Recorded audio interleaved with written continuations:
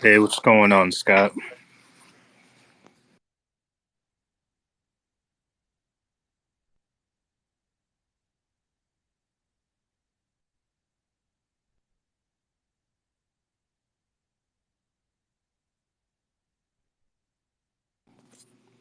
Welcome, welcome for an exciting What's space up, full sir?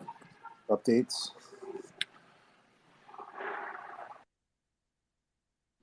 How's your day going, Scott? It is a busy one. Thursdays have turned into quite the day, but we're making it. I just got back to my office with some food. Thursdays are long. I get here at like there at 5:30 this morning. I had to train someone at 6. Big gap in the middle of the day, but no complaints. Friday's my day off, so I really can't complain.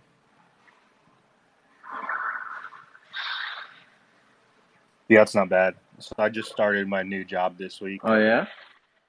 Ex- Externally to the Navy, I'm supposed to say uh, my new job sucks. I'm super busy. I'm away from home all the time. But when I'm not on travel, um, just a couple times a month, I'm I only work. I'm only in the office Tuesdays and Thursdays. So I was off.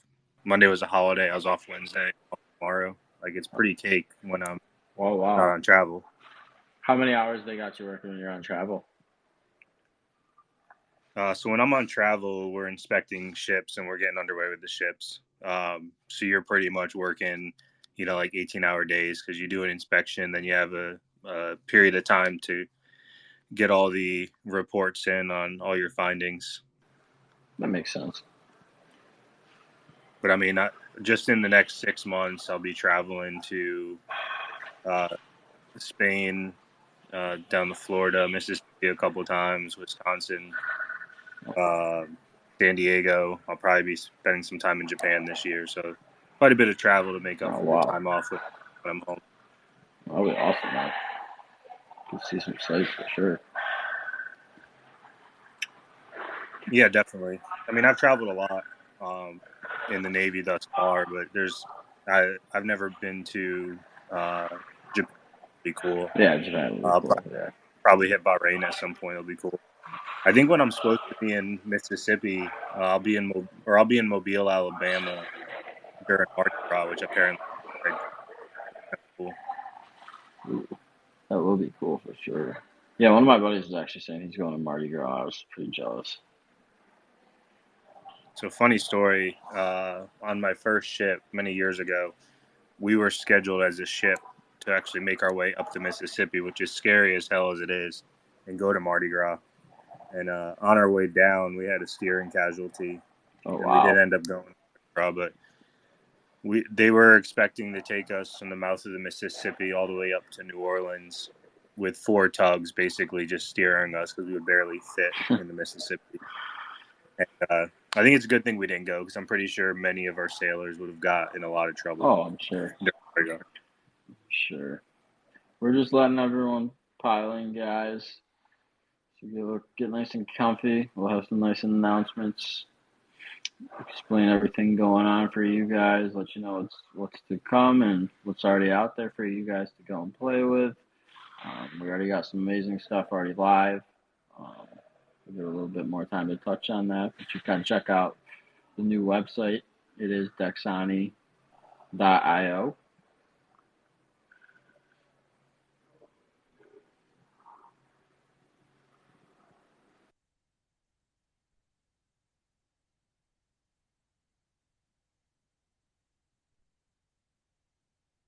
Yeah, as you all wait for us to officially get started and Aaron to join the space and get up here, if you're sitting at a computer or even on your phone, definitely check out um, the app, which is app.dexani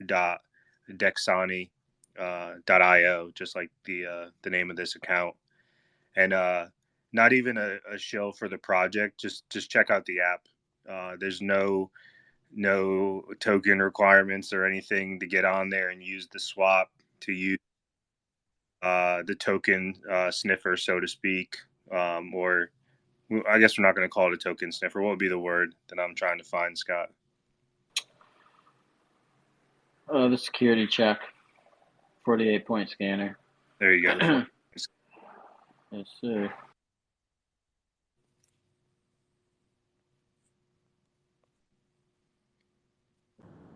Hello, guys.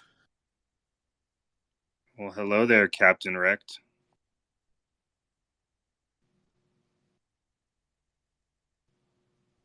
Hey, Scott, did you see that message in team? Yeah, I'm looking right now. Okay.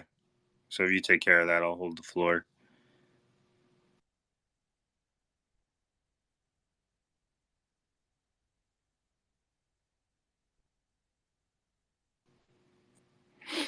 How are you doing today, Mr. Vok?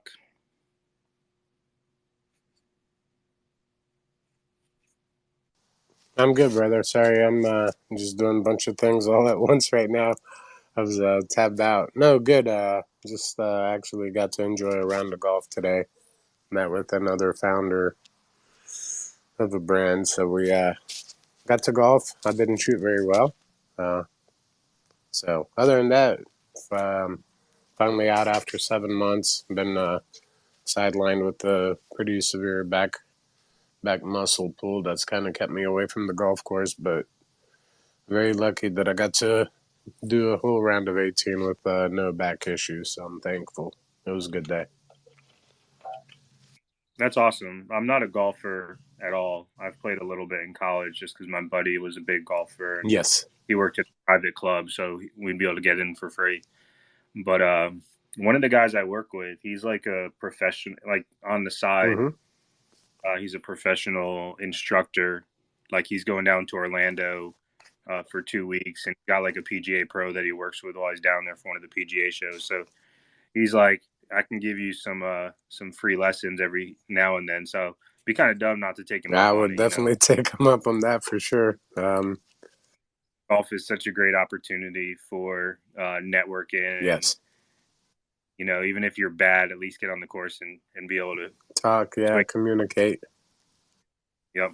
No, and it's, I mean, I kind of relate golfing to trading because it applies the same principle. It's a 95% mental game, and it's always up to you. So just like with golf, it doesn't matter what the other person does. You go up to your shot, and it's up to you what you do with your shot. And same thing with trading. It's 95% mental. It doesn't matter what the trade of another person is. If you don't focus on your own, then it's still you're the accountable one for your golf shot or your trade. It's same concept, and maybe that's why I enjoy both of them. No, that's definitely a good analogy I haven't thought about before, but yeah, definitely one of the few solo sports out there. Even when you're doing like a Ryder Cup or something, you're not really strategizing on a team because you're still playing against yourself. Exactly, and I mean that's where the mental discipline comes in, and with it being a mental game, just like trading, if you're capable of keeping your emotions in check, and when you make a bad shot, you just have to be able to quickly forget it. Same thing when you make a bad trade. You just have to quickly forget it, stick with your plan, and it's so similar that it's uncanny because it's mostly focused on your own and you're accountable for your own shots. And that's how I always, that's like I said, that's why I love both, man, because it'll let you dig deep to truly find who you are. And same thing when you're on the golf course, you will shoot good, and that's great, rah rah, And then when you mess up, how do you react to that mess up? Do you carry it on to the next shot? Do you carry it on to the next hole? If you can say, okay, well, I made the mistake, that was done. Now I have to refocus and focus the next shot is it's a whole circumstance of its own. What you just done on the last shot makes no difference because it doesn't affect the new one. So same analogy as trading. And shameless plug for the Dexani app. In order to be a successful golfer, you need data. You need to know what the wind's doing, Yes. What the line is on the putting green from any spot on the putting green. You need all the information, where the sand traps are, where the water traps are. And also, you need to know your distance of your clubs. What do you hit them? You have to know the weather Is it a real conditions. golf course? Yes. And, Right. So our app, with the 48 point contract inspection, is providing you the data, the sand traps, the wind, the distance to hole, for all these contracts you might be potentially purchasing, so you don't end up in a sand trap, so to speak. Right. Or, so I'm glad you mentioned your golf, because it's so many analogies that lead right over to And definitely, I mean, Yeah, go ahead, Scott. no, I was just gonna say, I mean, before we get too far into it, I think the security report has kind of slowly turned into a lot of people on the team's one of their favorite parts of the platform, just because it really does give you a lot cleaner and easier access to actually see what's going on. I've always been a person that's gotten into projects, and the first thing I do is dive into the deployer contracts, the top 10 wallets, and the amount of time that it just really cuts down and allows you to actually see all the information in one place without having to dig, and letting it actually be, aesthetically pleasing, is something that personally I really love the security report. Out of all the things I use, every time, even when I know the project's legit and I've already checked it, I always scroll over to the security page just because I like the way it looks. So that's just, I think been the main concept from the beginning, is creating things that are going to be as frictionless as possible, but also as user friendly, to give you the most capability that is out there. Oh, definitely. I've played around with it quite a bit, and I've seen all kinds of different security warnings and checks and whatnot. And one of the other teammates ran into the similar thing as me. We got airdropped a token over a year ago, and it was showing a value of a couple $1,000 in our wallets. And to see a warning that this appears to be an airdrop scam. That was one I hadn't seen before, but we're all used to what we call these dusting attacks and airdrop tokens just getting dropped. And not even just for your own wallet, but like many of the influencers that we follow and wallets that we track, people airdrop them tokens all the time just to get their name out there and people to see Well, them. and people try to sell them too. How many times have you heard of someone compromising their wallet because they got an airdrop and thought that it was a legitimate token? I mean, that's honestly the best part about it, is if you are using the platform, there's no way around the security. So there's no turning it off, So you got to basically blatantly go against error messages popping up and telling you, exactly why you shouldn't be completing this transaction or getting involved with a token, versus in the past. I mean, you had to dive the ether scan, you had to look at the transactions. There was no real warnings that tended to be out there, at least on the ether scan side of things. And it just made it hard to make that split second decision. 100%. And if you make the choice to go against that security check, it's 100% on you. Oh, my buddy said it's safe. My buddy said they're going to lower the taxes. My buddy said they're going to renounce. Like the data's there in front of you. You're making the choice, whether or not you want to uh, bypass that security, or not bypass, but ignore that security check and take the risk.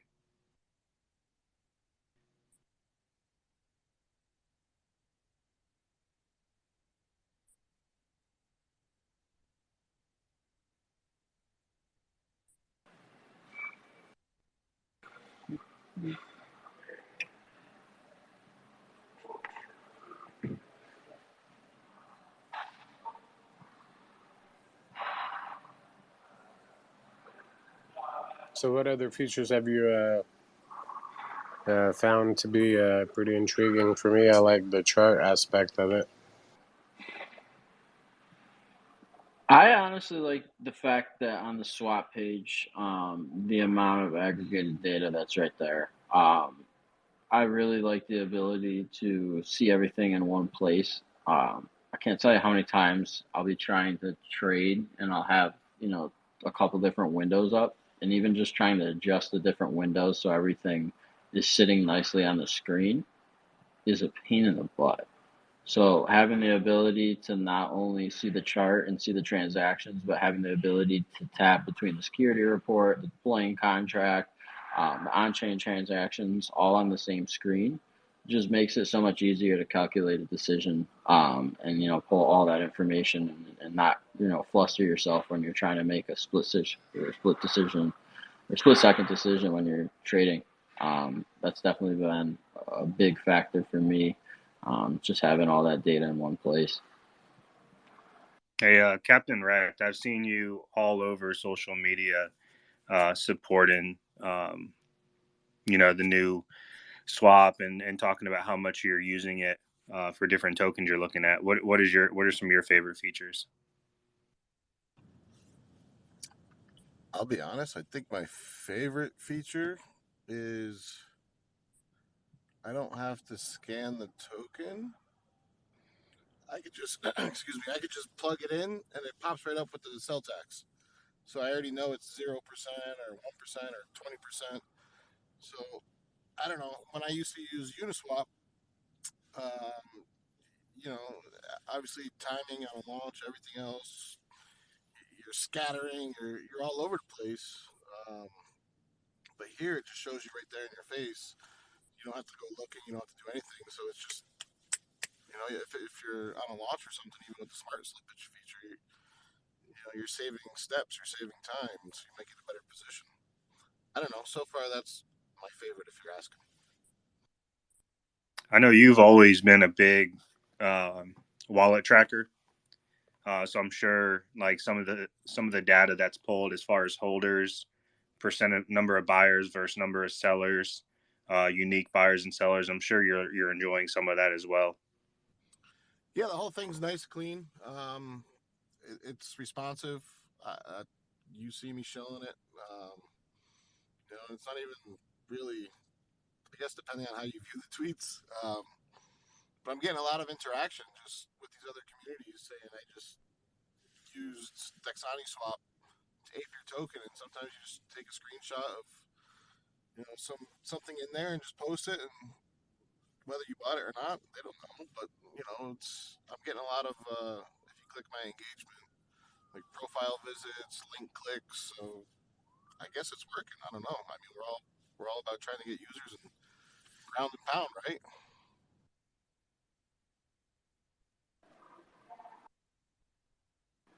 No, yeah, I was gonna agree with that statement, and I think the biggest thing, with the adoption with anything like this is we've talked about it, in the Telegram a few times. Is it really is the peer-to-peer user interaction. You get one person using it, they get the next person using it, and when you do have a high quality product, that's really how you get it spreading. Mass adoption doesn't happen overnight. It doesn't happen over a month. It doesn't even really happen over 6 7 months. It takes time, but it's the continuation of having something of value and continually improving it, and making sure that it interacts with the users as friendly as possible. And I think that's definitely the direction we started in, and we've continued to head in that direction. And I think we're going to continue to strive in that direction. It's going to be exciting to see some of the changes that we see happen, but to also continue to see the things that we've talked about for periods of time, come to fruition, as the I's are dotted and the T's are crossed. Yeah, I think what's more important is that you guys are still here. You haven't given up. I think people are starting to realize that, whether or not they, where they are on the fence. You're going through the processes of making things legit with the LLC, the whole nine, and I think that speaks volumes, especially to the people that didn't believe. Yeah, I'm still getting a lot of like laughs on Facebook as from certain people, but I think over time that's going to change, and people are just going to start seeing the price just slowly, creep up. They're going to see people using it, people talking about it, and you know what? They're going to be buying back in at launch price. So it sucks for them.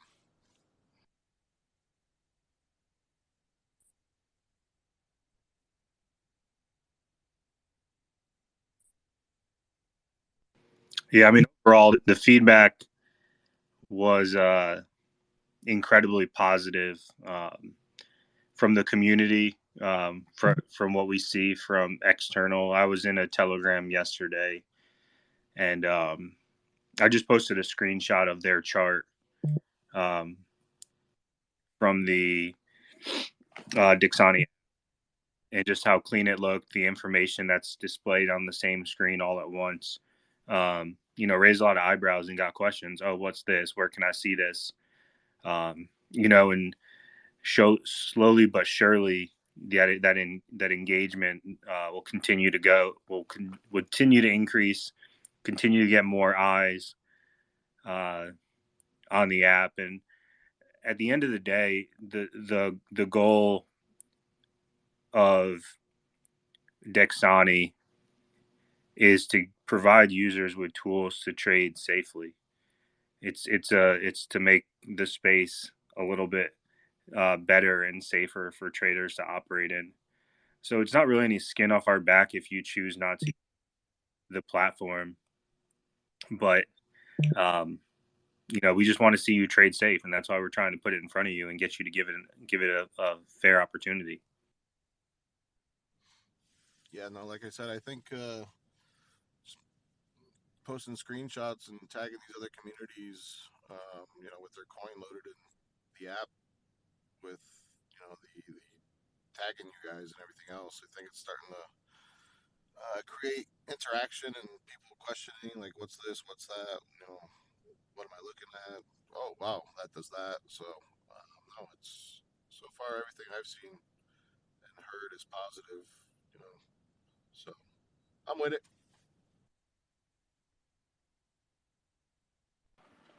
Matt is on his way, guys. We're just killing some time as we wait for the man himself, talking about this stuff. But did want to let you guys know he's on his way. Oh, there he is. Where did I say that? Hello, Aaron.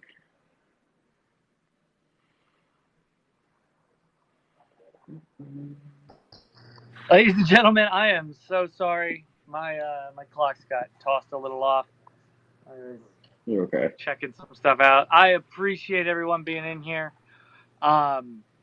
If you can't tell by our new name up here, we've changed. So welcome everyone. We have been prepping for this day for quite a while. And we released yesterday, and not too shabby, folks. I am so proud of the team and everything that's been accomplished. They have absolutely just killed it. They pulled off so much in such a remarkably short amount of time to get all of this covered. Just amazing. If you have not made it to the website, Dexani.io, you should go check out the app and go play with it. It is, well, it's about everything I really wished I'd had when I started trading on decentralized exchanges. We have thrown so much in there. It is so much more than really I truly could have imagined, and this is only the beginning. It is, well, it's just the first iteration. Absolutely mind blowing at what was done and already pulled off. And what's even more impressive is the back end development team and just what has already been iterated and changed and added and moved just based on the feedback that the community has given in the last, well, not even 24 hours. So extraordinarily impressive from the entire team. So, and I know people are asking, why does this thing here, what does it do, and what the hell's going on with my tokens? This product was built out of necessity, is why it exists. It got built because, well, I love trading on DEXs, as does our community and as does so much of our team, and what we were doing just wasn't acceptable. And we were using charts and scanners and learning to read smart contracts, like literally learning programming languages, and just to be able to, effectively do research. And then on top of that, we're using other stuff to check our values in our portfolios, and we're using different products to have to go and actually access exchanges, and it it's a pain. And the reality is if we're going to change the industry, if we are going to change the trading space, and I'm not talking about us as Dexani, I'm talking about the crypto industry as a whole. If we are going to change that space, we cannot tolerate it being that hard. We just can't. It's not okay. This thing needs to be easier. And that's what we set out to do. And so we took all of these things and we took a lot of the data we were already looking at and all the stuff we were already doing, and we put it right there. Because the reality of the matter is that decentralized trading and what's happening there is changing trading forever. And I know people are like, trading. It's been around forever. It doesn't do anything. Yeah, no, that's crap. Right? You've been using 3 things basically, maybe 4, to determine whether to make a trade. How much volume is there? Let me look at this chart. Let me look at a depth chart. Let's look at an order book. But the problem is you didn't know if any of that was real information. You made an assumption that it was. You made an assumption that the regulators, because they've done a great job of really protecting us and helping us. Well, maybe we'll get back to that. You made an assumption that that information was correct, and then you traded based on it. Okay, cool, awesome, fantastic. You could have had so much more, and there is so much more, and so we give it to you. Now, what are you going to do with that information? Now, that's a real hard one. Trading based on depth charts and volume and candles and lines and Fibonacci's and Beethoven's, I don't know, with some Mozart and dead cat bounces in there or something. I don't know, right? Like that has been perfected and built for the last 50 plus years, which is awesome. It's great. Now we have all this other information, and how that's going to get worked into this stuff. Miss Cleo's not around anymore, and my crystal ball is broken. I don't know. But what I know is that information is important. I know that data is a big deal. And we already know that people use it in their own ways to get there. And so maybe one day all the information that we get from this is going to have its own, dead poodle off of a teacup terminology for whatever is happening with holders and price action and everything else and liquidity pool movements. It'll have its own little saying, which will be amazing. But somebody's got to bring that information and show it to the average person. We can't all be relying on these block explorers, Etherscan, BSC scan, Polyscan, ETHBlock, BitQuery, to give us all of that. Why are we jumping around to 57 different places to go look at this? It's crazy. And then you got to jump into each transaction just to get this information. Like, no, come on, that's ridiculous. Like, there is in no world, in any place, where your average trader, average consumer would accept that. We deal with it now. We tolerated it. But it wasn't good. It wasn't acceptable. There's absolutely no reason that should exist. There's no reason that that's got to be the way that we're doing this. And so here we are with a product that is designed and built to make, if you want to look at the information, it's there right in front of you. It's easy. If you want to dive deeper, and you are one of those people, I'm included in this, that wants to really get into the nitty gritty and go beyond just the holders, you can go straight to the Etherscan if you want. It'll give you the link. But what we know is that most people, they grab their snapshot, they take a little look-see at this, they look for liquidity pools, which was always one of my largest problems, was looking at all the different liquidity pools. And it's one of those things that I really love to see, and it really helped me to gauge how active things were, especially in larger cap projects. So we put it all in there. And, we realized, like, just checking values.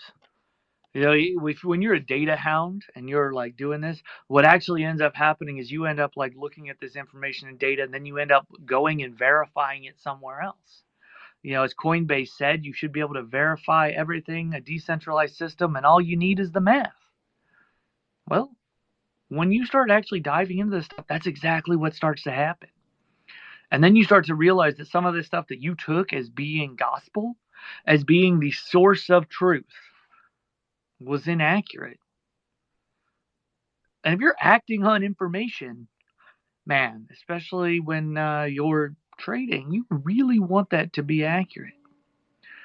You know, it was things as just as simple as a price. We were looking at prices at different places, and we couldn't figure out why these prices were off.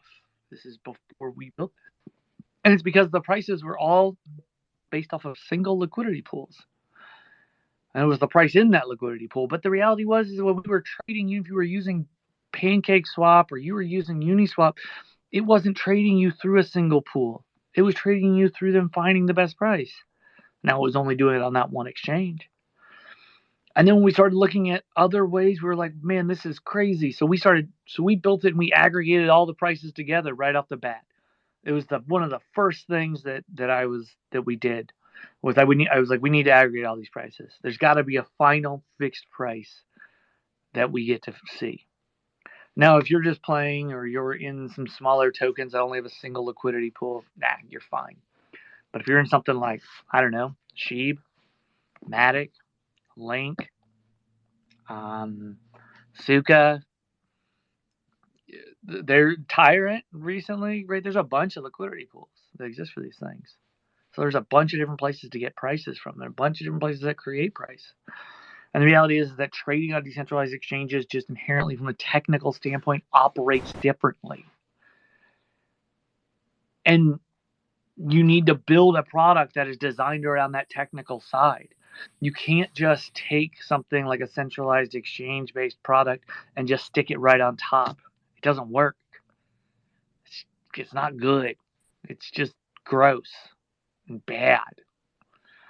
And so you have to have a technical background, understanding of how these automated market makers work, how these prices move, and how these bonding curves move to really understand how to make a product that works here. And you have to have a team that uses these things on a regular basis. It's probably one of the greatest challenges that a lot of these companies that come into this space that want to build something,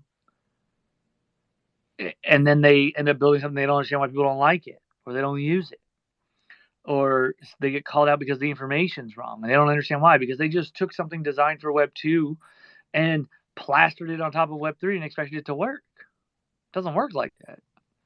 And so with a team that has been trading in this space, we were able to build something that works for this space.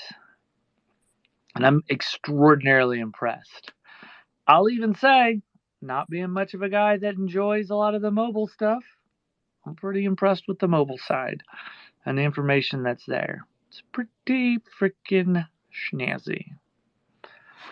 So, anyways, you know, it has been a hell of a week. And I want to say thank you also to the community. Everything that's coming back from me, whether you are sending me it in DMs, sending it in private group chats, or you are there putting it into the feedback and suggestions page on the Telegram, that's been phenomenal. What do you love? What do you hate? What are we missing? What little tweaks need to happen here and there to make this thing that next level of great? That point where you can hand it to grandma, or you know, your neighbor John that is, you know, the stock trader or trades a crypto here and there, and they can look at it and figure it out, and it can help them. Right? All of these pieces have really brought together and are going to continue to bring together a better product. Because again, this product is for us. This product is for you. It's for the decentralized traders, for the people that understand where this technology is going, for the people that really get it and have been trading on this for the last 1, 2, 3 years. And that have had to suffer through all the challenges that have come from just dealing in this space. That have had to deal with the rug pulls, the honeypots, the blatant scams, the over mints, the pausing and just randomly deciding that somebody's going to go change a contract, but not understanding what happened because you weren't there or at a point where you could read Etherscan and you could understand what was happening. Right? It was built for you. It was built for all of us. We understand this. We know where this is going.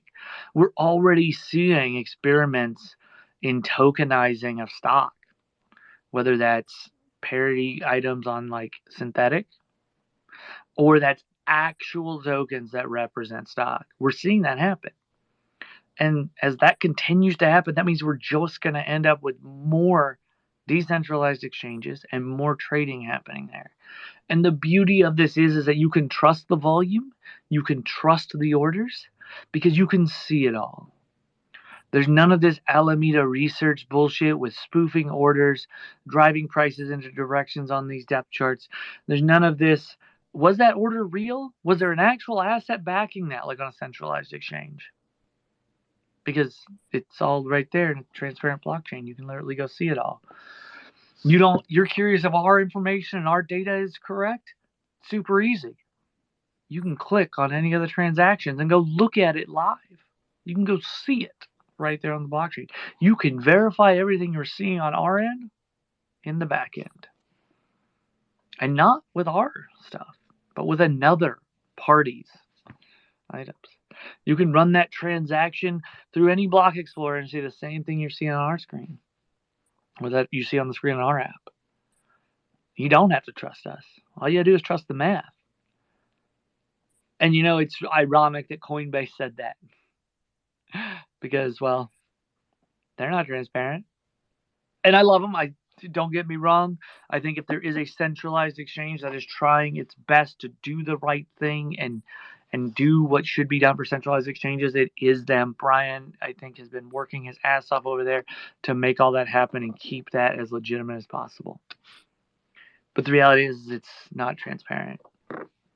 You can't see what's going on back there. They don't even really post the audit stuff from a third party. So the reality is this is the direction we're headed. Now, we have a long ways to go as we continue down this path of safety. A long ways to go. There is so much more on the roadmap to, one, make it safer for you, make it safer for your wallets, make them more efficient, make it more effective, allow you easier onboarding and offboarding so you can get in with fiat and out to fiat in about the same amount of time that your transactions on blockchain take. Maybe as long as it takes you to like order some Starbucks, maybe, and receive it right in the morning, maybe, right? But we're talking minutes, not hours, and that exists out there. So what does the future hold for the tokens?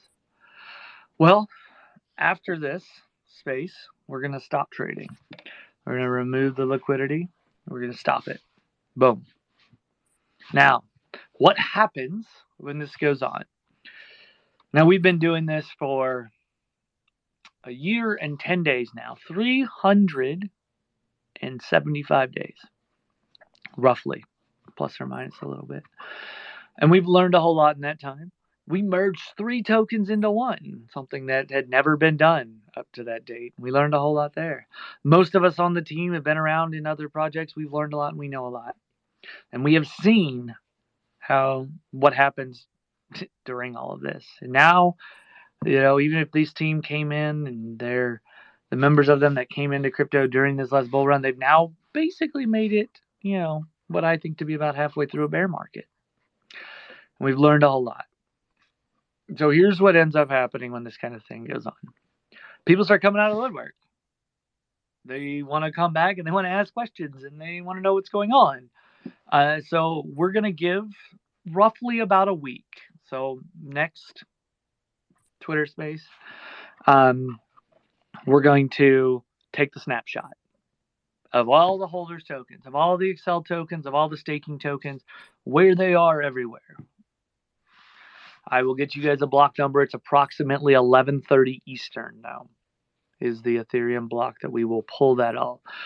And people are like, why are you waiting so long to do this? What's going to take so long? Well, here is what we know. We know that most people, as we have looked at, don't actually tend to use a wallet for a full year. A lot of times they will move on to a different wallet, right? Whether that is because they've got a bunch of junk in the other one they just don't want to look at. It's kind of like moving to a new house, but just leaving all the crap at the other one. And so they don't want to do that. But they've left their tokens here at this wallet, and they've been using that one for interacting with the Accel stuff because they've been staked. Or they have multiple wallets where they bought across several different ones, and they didn't want to move them all into one because they were worried about how that might affect their transactions or their staking rewards or whatever. So we're going to give everybody a week. And we've actually already seen people start doing it where they're taking multiple wallets and they're consolidating them into one. And a lot of them are getting consolidated into brand new fresh wallets. I know for me personally, I'm going to be putting mine into a multi-sig wallet, into my own personal Gnosis. That's where I'm going. But this is going to give everyone that full week to do that. Get all this stuff where you want it. If you are on BSC and that's where you're holding most of that, and you've got an ETH wallet that's a different address, and you want to take them and put them both into fresh, clean wallets, just get them into that same address on both chains. Bada bing, bada boom. You will get them all and that total number on ETH. And we know that people are going to come ask questions, and this is going to help us to get to have that conversation now. Because over the last year, well, actually, let's just talk about the last week. In this last week, I've had 3 people, we've had at least 3, ask how they can convert their REC tokens into Accel. 375 days later. After the launch of Accel, not even like the whole leading up process that we had if you were here for that.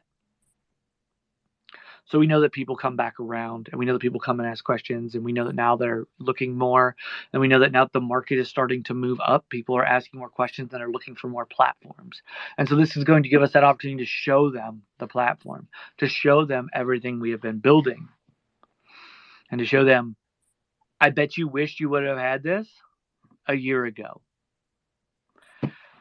So, and then they're going to have the ability to move this stuff around, because some of them may have new wallets. They may have moved from a Coinbase wallet to a Trust Wallet address and not loaded the same addresses.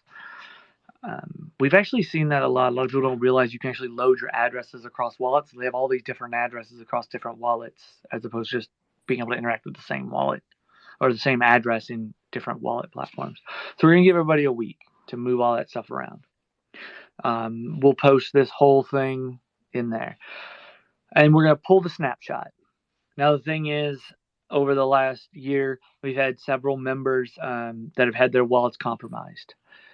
And what that does to me is it sets me out at a dead sprint, wakes me up out of a dead sleep when I get that phone call, and I sprint straight to the computer and I blacklist their address instantaneously, right? Both protecting our chart and protecting their assets. And then we work through what happened. And if we need to unblacklist it, we do. If they're like, okay, maybe I wasn't. But we know that we have a bunch of those. And we don't want to accidentally airdrop those. And we know that there are a whole slew of other addresses that have been blacklisted because they've either been on the sanctions list. Yeah, that's right. Oddly enough, we have a couple of those. Don't even ask how that happened. It's a whole question we have in of ourselves. But in order to maintain compliance. And so we want to make sure we're not going to airdrop those. And it's on both chains. So we're going to go through, check and double check and make sure that all those addresses are correct and that everything is going where it needs to go. And then roughly the next Twitter space, we should have a site up and a place where you can go. You can either connect a wallet, or you'll be able to put in your address and you'll be able to check. And you can validate that the number that we are preparing to airdrop you is the correct number that you are supposed to receive. And we know that during this same week, again, we're going to have people crawling out of the woodwork. If you all are in the Telegram chat, you know what happens, and you have seen it so many times throughout this last year. People come in. We just had one today. I didn't know there was a name change. Even though we announced that it was coming and showed that it was coming, I believe, at the beginning of December. So now that we already have people's eyes coming back on, and we know that they're looking, and we know that more people are looking, and we know that these same people probably have friends that they have brought in, and they're going to want to tell their friends about this, and this thing is happening, and their friends are going to have more questions because they aren't going to have all of the answers, so they're going to come in and ask the question, and they're going to ask the questions, and we want to give them that opportunity and that time. So while we've got that up, they're going to have that chance. And now we're going to gauge a little bit of where we are during this time, because during this time we're also going to put the new token on chain. And this is where things get really, really fun, because anybody that's heard me just randomly jump into a Telegram voice chat because somebody has decided that they are going to take advantage of one of our holders, and then they're going to come in and impersonate that holder by using that holder's address and saying they didn't receive it. You know that I have a disdain for scammers. You know that I dislike them just a little bit. And what we know is that when these things happen, the scammers start coming out of the woodwork. They are coming out everywhere. So we're going to put the token on chain. We're going to pass around the address to the world. We may even make a custom address that you can just read the last 4 of and know that it's ours. Wouldn't that be nice? And we're going to wait a little bit, because when we launched Accel, what we saw was, I think we counted like 11 or 12 other Accels on our chain and on other chains that launched in that same time trying to scam people into things. Even though that's a really bad idea, and I think we did a pretty good job there of people not getting into it. So we're going to put that on chain. We're going to start the magical process of getting CoinMarketCap, CoinGecko, Etherscan, Zerion, 1inch, Claros, and the other list that we're on updated. And getting all the other places updated. That we have moved tokens. We have moved chains. This is now here. And it's this address with this name, with this logo, with this website associated to it, and this community associated with it. And as we get those updated, the really cool thing happens is that the next step is the airdrop. Now, during this time and this process is going to move at the speed of those other services. Maybe 1 week, it might be 2. Etherscan is notoriously the one that takes the longest, so that'll most likely be our benchmark. Very, very likely. And a really wonderful thing happens there, because everything is going to revolve very heavily around getting people in and using the platform. When we airdrop the tokens after these things have gone in, what happens is wallets start to grab. If you understand the tech that goes behind the wallets, they start to pull information from different data sources. The largest of those 3 sources are Etherscan, CoinMarketCap, and CoinGecko. Those are your big 3 that people pull information from. So we've all gotten airdropped wallet. Random tokens have ended up in our wallets. And you get a little notification, or you go look at your wallet, and you're like, wait, what's going on here? What is this token? Well, most of those tokens don't have any information behind them, and you blow them off. Well, the nice thing is that if we have all this stuff updated, you get immediate information of, what is this token? Where is it? What's its website? Oh, what is this Dexani thing? And you come in and it draws your eyes to the platform. And you can see everything we have built. And it continues to grow the community and grow the group behind it. Oh, excuse me. And so that's the whole process, working our way up to the airdrop and getting these things in there, getting these. tokens in there. And about this time, we will be releasing, before the airdrop, we'll be releasing the number of tokens that are going to get you what different access, different information, different data speeds, what's coming in relation to them, the rate at which we will be doing our buybacks and burns based on revenue and revenue, volume, profitability, and then the rate at which the other items that will be included, the token will be used for. Things like, are you a project and you need to update your information? Cool. Take a model off of another one. That'll just require you to have this native token, and it will require this many to have it. So if you think you're going to be a product owner, well, maybe you load up on some now so that when you've got to access this stuff later, you've got it. Or if you've got friends that are going to be product owners, maybe you just want to help them out. You want to make sure you've got enough to hook them up. And so as we continue down that route of on the B2B side of token usages, ways that different projects, products, and potentially as we grow, advertising on there, using the token for chunks of that. Now, we'll always give people another option, which is like the fiat option. And people are like, why would you do that? Just use the token. Well, the one thing that we have found through all of this is that ironically, people still just would rather sometimes use a credit card. I don't get it. I don't understand it. You're in this space. Why don't you just want to use the piece of technology that's there? But I'm not going to argue with what these people want and what other successful models have used. So it'll keep that going, keep us relevant, and continue for us to get chunks of market share in different places, to include the subscription model that's coming when we drop the Pro model, which you guys have been calling Unwrecked.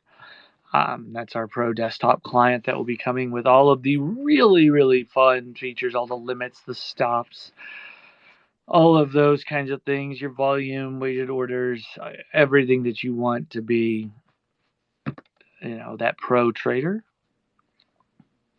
and the different tools and accesses that will be there for our great token holders.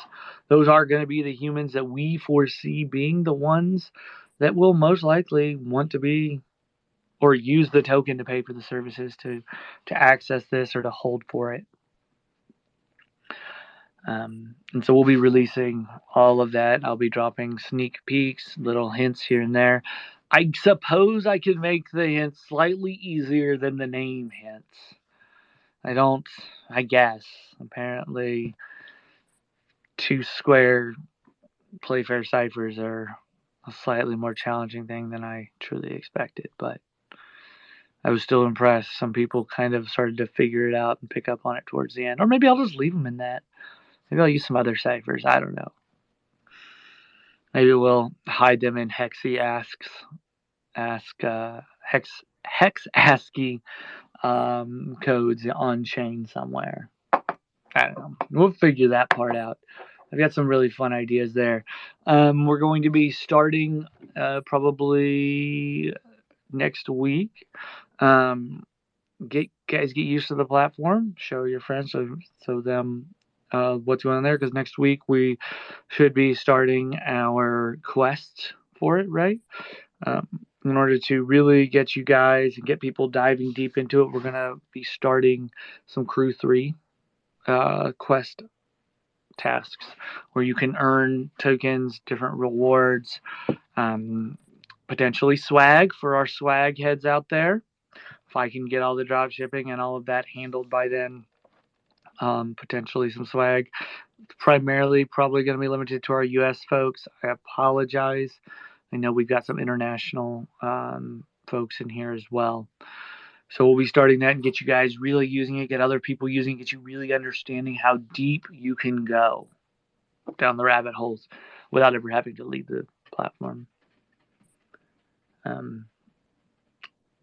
But that's kind of the big stuff that's coming in a nutshell. And we'll try to write a bunch of this out right now. what are your guys' who's got some thoughts, who's got some questions? We've got a lot of people in here. I see a lot of returning faces, a couple of new ones. I'm sorry for the Solana folks. We aren't quite there supporting you all. We will get there. I promise we're going to get there. Same thing with our folks that are over on the Cardano side. So if you've got questions about that, we will get there. I love all you guys in here, though. Man, there's some fun ones. If you guys have questions, jump on up, request to speak. I've got answers, I hope. And if not, we'll get you answers. I'm some of the Solana folks in here. It's kind of crazy. I love that you guys are in here. I do come around some of your Twitter spaces every now and again, so I suppose that's what happens. But who's got questions? Nobody has questions. I've literally answered everything. When was the last time you slept? What is today? What's today? Thursday? Thursday? Yeah, it's Thursday. Yeah. Cool. The last day that I remember is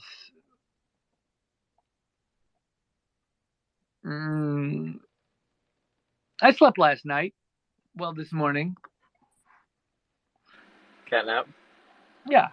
I went to bed at 2. But I slept in until 7:30. Wow. Yeah. How many cups of coffee per day? I don't use coffee, actually. I have no, I've been drinking hot chocolate. Oh, that's what you've been using, even with the Keurig makes amazing hot chocolate, and then you put the cream in the little frother, phenomenal. So I did actually, you know what? I did actually make a coffee hot chocolate with frothy creamer the other day, and it was fantastic. For those that don't know, in one of our off channels on Telegram, we've got a little off-topic room called the Breathing Room. We were having a conversation on coffee makers for whatever. Oh, because I asked the question of, at what point do you realize you're old, and it's when you're more excited about a coffee maker or countertops than a Nerf gun. And that's how you kind of know you're old. And I got a really nice, cool coffee maker for Christmas, even though I don't actually drink all that much coffee. But when I do, I like to have fancy stuff because, well, I get kind of bougie every once in a while. I know it's a Keurig, so it's not that bougie, but it is what it is. Hey, Aaron. One thing that we could explain while we have you up here is why the Pro version will be desktop first and not mobile too. I know that's been a question that some people have asked. The Pro version is kind of based on kind of how Ameritrade does their stuff with Thinkorswim and their Ameritrade Pro. So kind of following that model. Part of the thought process there is that a lot of people that are going to use this are going to be spending a little bit more time at their computers, and the amount of information and data and the capabilities of it require a more persistent connection than what we feel comfortable giving you or relying on your mobile connections at the end of the day. Just the nature of the beast right now with the technology. We have some ideas on how to do it on the mobile side, but the infrastructure piece is more at the end of the day. The infrastructure piece that comes from doing it on mobile is just a greater piece. So, and realistically, that amount of information, even now what we show you on mobile is a lot, and the Pro model is going to eventually, it's going to end up with more and faster speeds. We've just found that people have a lot faster of internet available on their desktops. Oh yeah. And it'll help us with some metrics of how many people really use this thing. One thing that's been really interesting that we have seen just in the last day is people that we know were more generally using everything on mobile are now checking things out on desktop. So they're following your path there, Scott. Yeah. Yes, sir. I'm a desktop boy now. Yeah. I will admit though, I love the mobile. I don't usually like mobiles as much anymore, but I really do. The mobile finally shows you in a way that you can understand. Yeah, and it's not like exactly it's what not you're like looking just. at. I feel like on other mobiles, I'm just looking at a whole bunch of colors on a screen, or it's just really bland and it's kind of hard to navigate. Yeah. To be honest with you. Yeah. I think another important thing to kind of touch on is kind of the model of the token, kind of modeling it like a Uniswap's token or BNB with the decentralized exchange. Exactly. So we took a lot of time and have spent we've all spent a lot of time in this space, and we've watched token models that have worked and token models that haven't worked, because the reality is that a lot of what's happening, even in the degen space, people want to call these things casinos, or they want to call them just temporary things. What's really honestly happening is a much better way to put it are their experiments into sustainability of different models. And we've watched some that have really worked: the Uni model, the BNB model, the CRO model, and a couple of others that have worked. And we've kind of strived to bring those together. Right. So to bring together the way that these exchanges models work, and then the way that like the UniDAO works, and then the way that some of the access token modeling works. Right? To really give us the best opportunity and the most value right back to our holders, and like in what they can access and how they can help to guide the direction of the platform, and then guide the overall direction and utility of the token itself. If somebody wants to take this and use this token somewhere else to provide even more utility for it, that's awesome. There are ways that we can work with them to do that.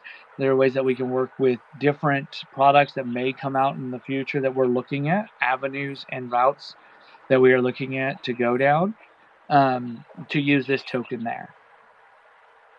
So that's always been the goal, is to always have a multi-utility token that is providing of more than single opportunities for use. And this is our first one, right? Our first set of products, our first set of things that are all related to DeFi and trading, and the next will also continue down that path as we continue to build out greater data models, as we continue to provide more DeFi-based products, and then the ability to use this stuff there. So it's been a lot, to say the least. It's been a long road, and it's been a lot of like watching and learning and studying and paying attention to a lot of different projects, and backtracking and back modeling these things to see which ones succeeded, which ones didn't, how, why, which platforms are getting the most usage, and why. Was it because the platform's better? Is it first mover? Is it marketing? Is it, what was their advantage? Why did they get there? And what was the process that they took? And is that same process valid now? But this space moves at the speed of light. What was cool, hip a year ago, 3 months ago, last week, even, It's vintage cool now. and hip now. Yeah. Right. So it's studying the ones that have continued to be persistent, the ones that have continued to function, the ones that have continued to work throughout this entire space. So, after this space, I'm going to go in and I'm going to remove that liquidity, and we're going to start that process of halting trading. And by the end of the Twitter space next week, roughly 11:30 Eastern, we will grab the snapshot, and it is what it is. We'll post that all up there after we've gone through all the addresses, verified that we're not airdropping somebody that shouldn't be. You can go in, you'll be able to check addresses and see what you're entitled to. So, I guess another quick thing to touch on, Aaron, is we've kind of seen a little bit of a shift with some of the regulations coming out from people moving a little bit away from the staking and LP farming being kind of a thing that's getting talked about again. Can you kind of give a little bit of insight on that? So some of the questions on staking have revolved around does this make it a security? Does it not? How does that function? Is it a thing? And there hasn't been a clear-cut answer. And we don't know if there is going to be. It's all been giant conversation because it's such a new industry. So we don't really know the end answer of what's coming.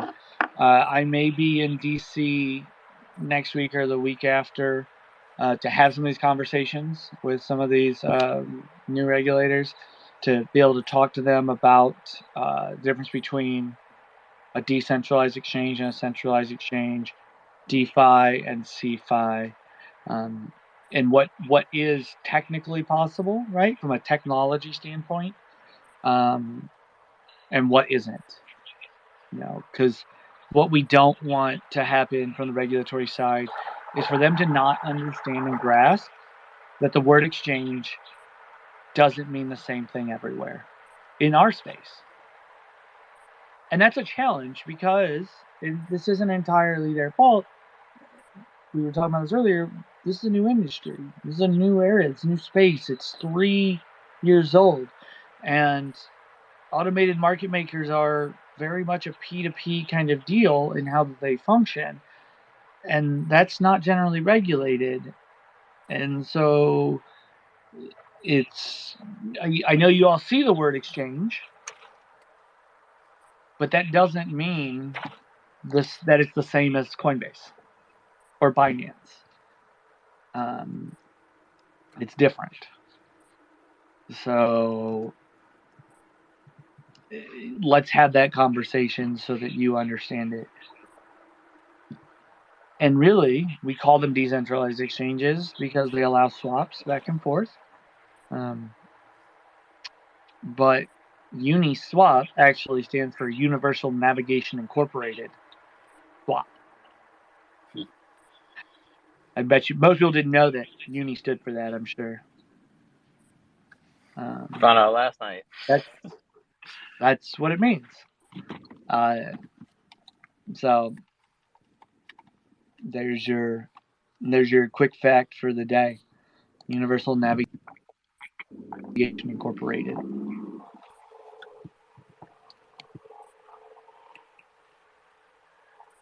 But so, what are your all's questions?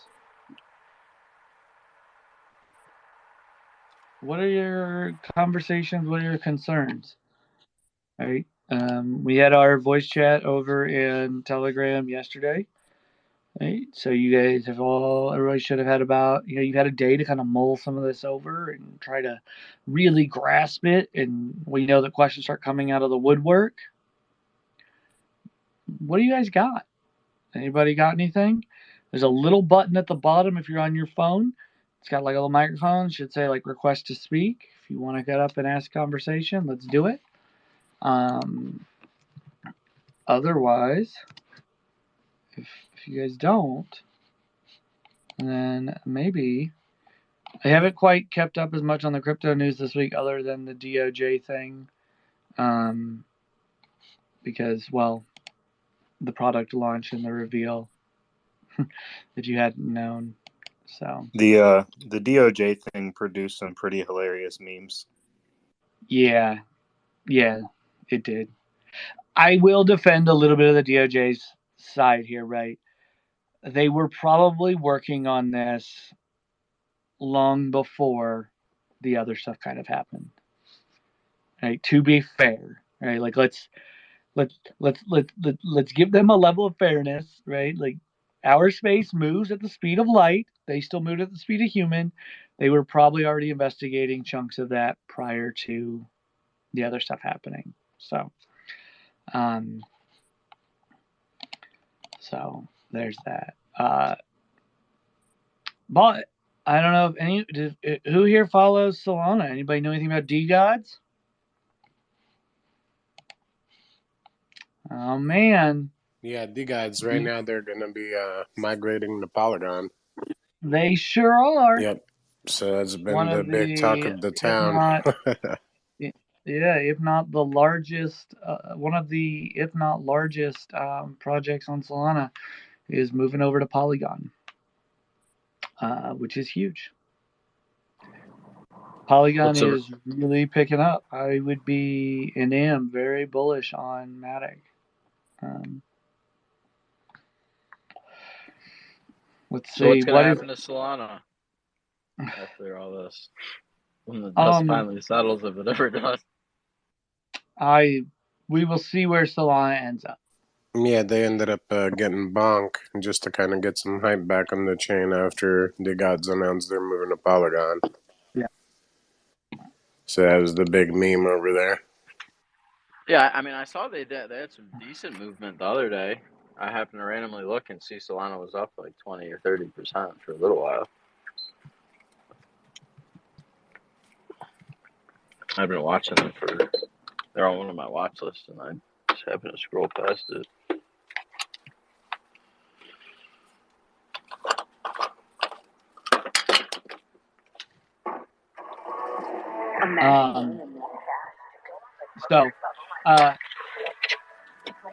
The thing about Polygon, right? Let's just talk about this again, right? I've talked about Starbucks, Nike, Reddit, Meta, aka Facebook, DraftKings, all launching stuff on Polygon. The Disney Accelerator program, Polygon. Right? These are big brands putting stuff over there. That's a big deal. Polygon's this weird layer 2 side chain kind of thing off of ETH. And there's been a lot of conversations about where ETH is going because of all of this. And a lot of conversations of ETH being what's called a settlement layer, just the layer that all of these other chains basically store what happened on their chain on ETH. Yesterday during the voice chat, we were talking about the gas users on Ethereum. And Optimism was one of the largest layer 2 scaling solutions. And by scaling solution, what I mean is a solution because obviously Ethereum is currently not fast enough for mass adoption. Now, there are things in the roadmap that are supposed to bring it up to that speed, sharding being one of them, but currently it's not. So there are conversations about that happening, which is pretty cool. Because what happens on layer 2 is they get faster and they get more efficient when the base chain that they're settling on gets faster and more efficient. And that just gets crazy because right now they're talking 60,000 transactions per second, or 65,000 transactions per second on Polygon is what it's can do. And with fees that are about a penny. Crazy. And now here's what's really interesting about that. Polygon actually used to be cheaper. I don't know if how long anybody else has been using it. Did anybody know that Polygon used to be cheaper? And they had to make it more expensive? Does anybody know why they actually had to up the gas costs to make it more expensive? Yeah, I don't know. I mean, as far as why, I remember about 2 years ago when I kind of first got into it, like 30-some cents. I didn't really understand much about the chain, but I just remember it was like like fractions of a penny, but I guess So it did go up. Yeah. It can be as too fat. It can be too low, right? Gas. yes, so because things on these chains can be automated, what ended up happening was there were a couple of bots that were running, and they were, because it was so cheap, they were able to do arbitrage and like front runs,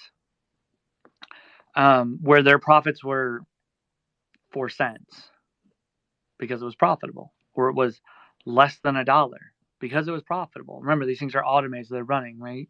So you've got these things just running and running and running, and they're doing what they do, and they're making little bits of profit here and there. And then you do that a few 100,000 times, you made a couple $100,000 with this thing just running. Pretty awesome. But it was using something like 70%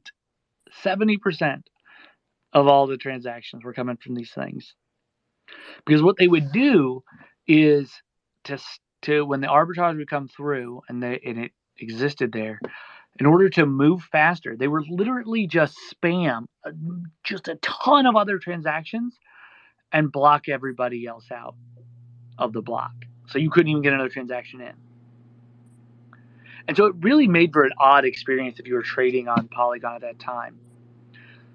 And so to fight that, and so that you couldn't just spam 100, 1/100th of a penny transactions, they basically they said, all right, well, each transaction is going to cost about a penny. Most of us are willing to, average consumers willing to spend a penny. So that's cool. And it worked out for them because it really made those arbitrages and those things a lot less effective. And they couldn't just do these things. So pretty neat and pretty awesome on their end to really find that good balance between allowing this automated side. But in order to do it, it really had to be worth it. So it really made it a lot more consumer and user friendly. Fantastic of them. And so 65,000 transactions a second, that's pretty amazing. So very, very bullish on that blockchain building out and the direction that it's going to go. So that team's been absolutely fantastic over there. And some of the conversations we've had with them have been really good. They're pretty awesome. Yeah.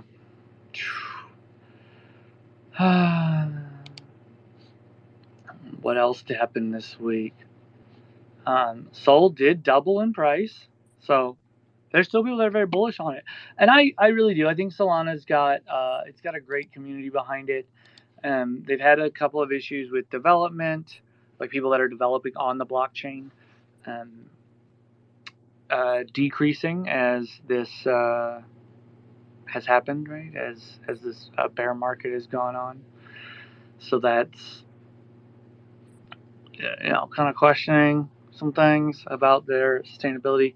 Because here's the thing about blockchains, okay? This is an important thing to remember. We've, as an industry, have moved past just being a coin.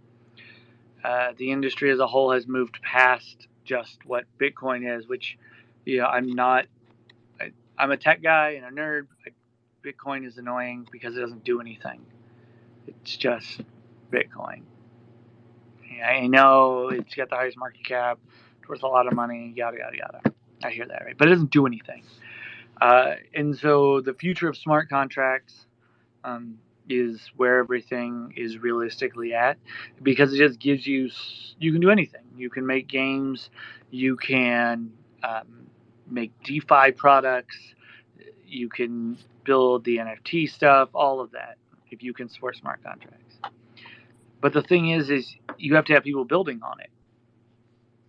And that's really where the challenges come in with these blockchains. It's why when I see these meme chains launching, I'm like, okay, well, how are you going to get people to build on it? What are you doing to drive people to build on it to do stuff? there? Why does anyone want to go work or live or operate on your chain? What are you going to do there? Because that's how you're going to determine, is this a chain that's going to last? You gotta have people that want to build on it. And you have to have a community behind it that absolutely loves it and adores it. So I get a lot of questions of, are we going to launch a blockchain? I have 100% explored this. I've even tested and actually put some out there to see what that's like, especially exploring some of the Cosmos ecosystem.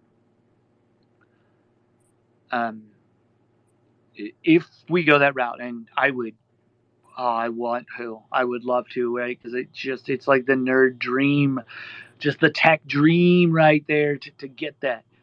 It's got to provide something of value.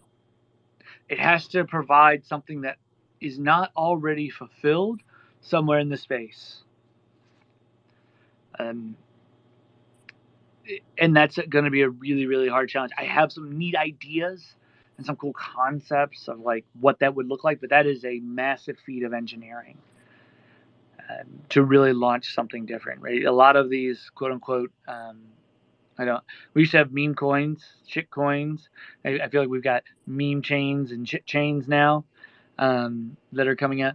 They're what's called a POA, a proof of authority, which is super easy to stick out there. And Polygon actually does it as a service called Polygon Edge. They'll hook you up with it. Anchor does it as a side chain service. They call them dApp chains, and they're just for running your dApp so that you can provide a really good experience for your people, because you can literally just program them to do anything you want. And I think it'd be cool to do like a DYDX layer 2 solution for trading. But the reality is we want to make trading safer and better across the space. And trading is going to happen everywhere. So we really need to focus more on being chain agnostic. Now a database chain, now that would be super cool. A chain that aggregates and stores data on it across other chains, that just makes life easier to access. That would be so neat. But that's very similar to what Link does, Chainlink. So maybe not. I don't know. I have some neat ideas for things that could happen. But when you're also looking at chains and you're deciding, okay, is this a chain that I think is going to succeed? You also have to look at things like the programming language that it's written in. And I know this is like way nerdy right now, but it's an important thing. Most smart contracts right now across EVM chains are written in what's called Solidity. There are some other languages that are on like Ethereum-based chains, like Viper and Huff and Yule, but most are written in Solidity. And most of the open source stuff is in Solidity. Now, if you're going to go to Solana, and this is only at the moment, somebody in here is probably going to correct me and talk about Neon Labs or one of my favorites, which is Velas, which can accept the Solidity programming language, or is quote unquote, as they want to call it, EVM compatible. Most of the open source stuff that exists out there is written in Solidity, which means that somebody can take something that's already existed or been written and mold it, modify it, and put it on chain to use for their product. A lot of that already exists written in Solidity. And I know people are going to talk about Solidity is not a great programming language, yada, yada, yada, blah, blah, blah, right? It doesn't matter. People don't care.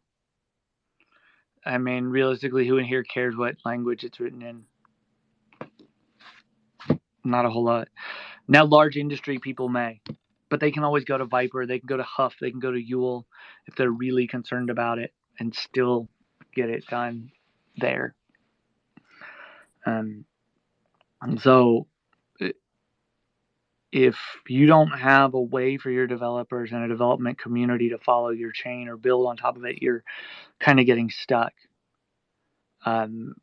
It's heavily what's happened to Cardano, and people know that I am a big Charles Hoskinson fan.